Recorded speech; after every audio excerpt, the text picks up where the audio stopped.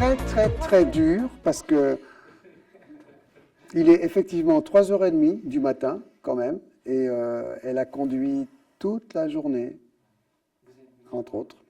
Ouais, voilà. Donc on est fatigué. Moi, j'ai oublié, hein, je ne sais plus Mais conduire. Stan, il n'est pas fatigué. Si, si, je suis, Pas non, l'air. non, je suis très fatigué. Ouais. On te remercie, Jeannette, du soutien que tu as eu pour Stan. Non, je vous remercie à vous tous d'avoir été là pour nous. Vous et ainsi que toutes les personnes qui se sont manifestées, qui nous ont aidés de surpasser ce temps. Vous savez, c'est une expérience extraordinaire que nous avons eue. Effectivement, on est sorti beaucoup plus fort, mais surtout, on a découvert cette humanité derrière laquelle on a couru pendant 12 années de cavale et de combats clandestins. On est même allé jusqu'au bout de l'autre côté de l'Atlantique pour essayer de trouver ça, au Venezuela. On ne cherchait pas seulement que l'asile politique pour la cause qu'on défendait. Certes, tout à fait. Mais par contre, on a rencontré des gens absolument extraordinaires sur un plan humain. Ça nous a bouleversés, ça nous a fait un bien énorme.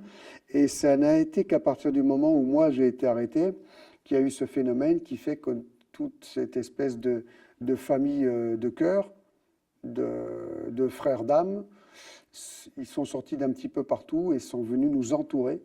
Et il y a des dizaines, des centaines, je ne sais pas combien de personnes admirables qui sont venues pour nous, qui nous ont portés à bout de bras.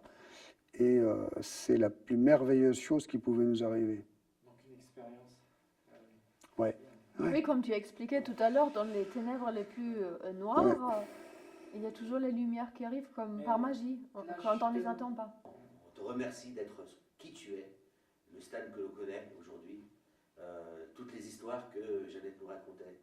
On te connaît aussi à travers de Jeannette.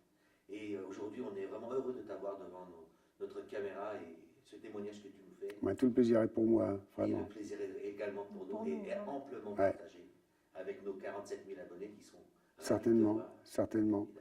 Et évidemment, je profite par rapport à cette vidéo que tu viens de tourner qui démontre le personnage que tu es et démonte le personnage qu'on a construit de toi à travers des trolls qu'on ne citera pas, mais qui savent de qui on parle. Oui, qui est-ce qui disait qu'on reconnaît la valeur d'un être humain au nombre de ses ennemis Bon, c'est normal, hein. Quelque part c'est même flatteur. Qu'il y ait des trolls, qu'il y ait des gens qui bavent sur moi, oui, bon, bah, qui continuent. En plus, ils sont de plus en plus identifiés et ciblés. Je pense qu'ils ont du souci à se faire en ce moment. C'est comme un certain énergumène qui croyait malin d'envoyer des messages d'une infinie perversité sous des pseudos divers à la radio, la fameuse radio le jeudi. Eh bien, il y a tellement de gens dans cette prison qui aimeraient savoir, avoir plus de détails sur lui et faire sa connaissance. Ouais.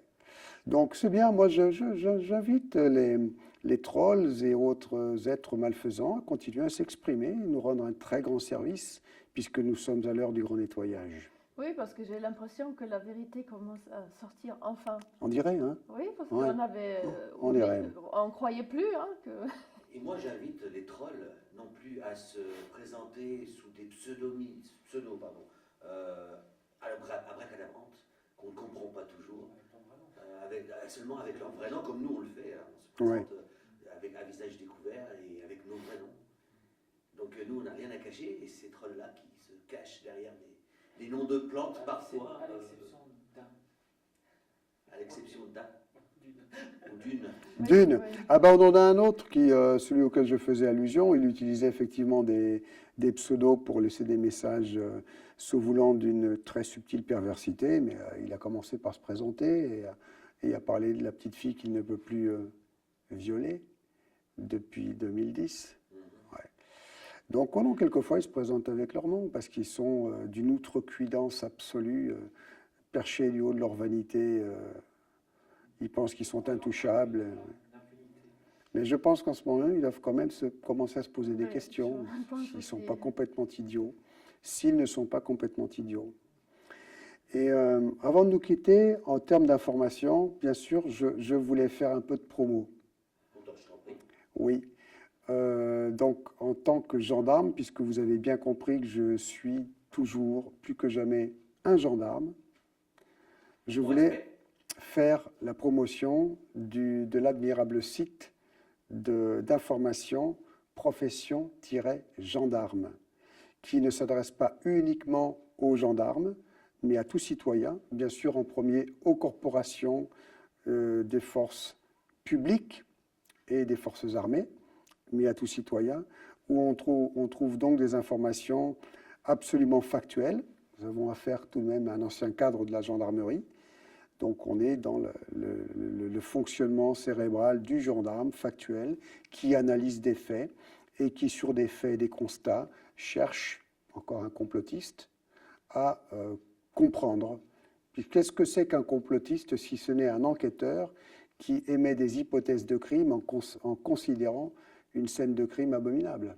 Donc forcément, tout enquêteur est complotiste et donc cet admirable président de l'association Profession-Gendarme est un complotiste en puissance, comme je peux en être un moi-même et Jeannette aussi. On est tous des complotistes, je crois.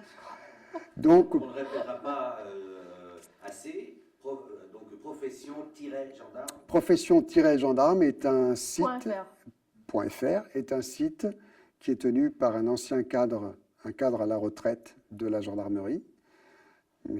Ronald Guillaumont, qui est quelqu'un d'exceptionnel, qui fait un travail exceptionnel, qui est ce dont la France a tant besoin, et qui me fait penser d'ailleurs au travail de mon grand-père, Pierre Maillot, et qui était donc le journaliste de l'AFP qui a été député, mais qui avant ça, après qui a été ministre, mais qui avant ça était donc derrière le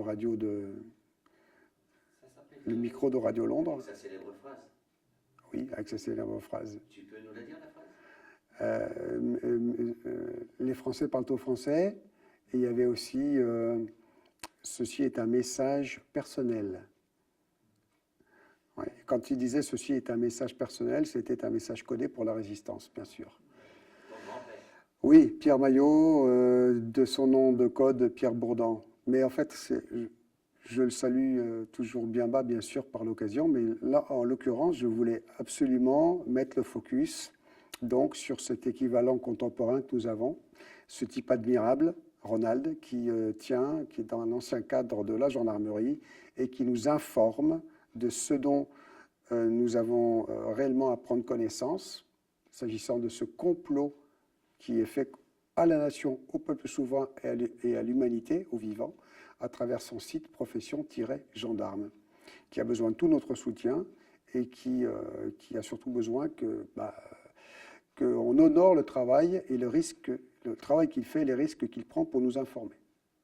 C'était un très grand honneur pour moi de te recevoir et un très grand honneur de voir le petit-fils de cet grand homme que l'histoire de France connaît. Merci, mais c'est moi qui me sens très honoré d'être parmi vous et de faire l'objet de toute cette attention. Et, merci à ce que vous faites. Merci à vous.